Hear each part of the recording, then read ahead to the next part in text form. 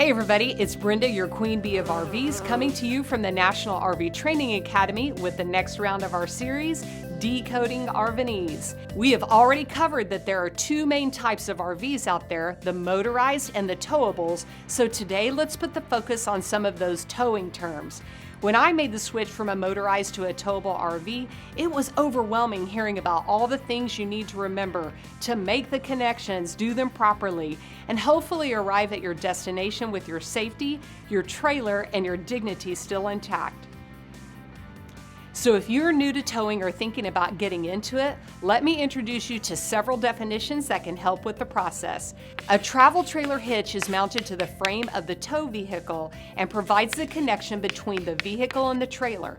It includes the hitch receiver, which is a receptacle that will accommodate the hitch ball mount and is secured with a pin.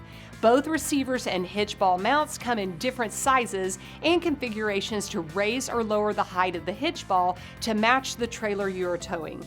A trailer hitch coupler is a mechanism that is welded onto the trailer frame tongue.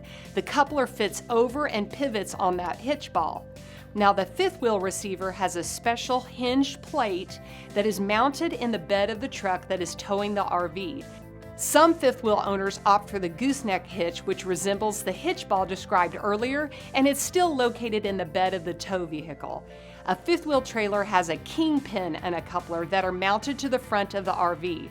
The pin and coupler make up the kingpin box and have a variety of features that make the towing experience more comfortable.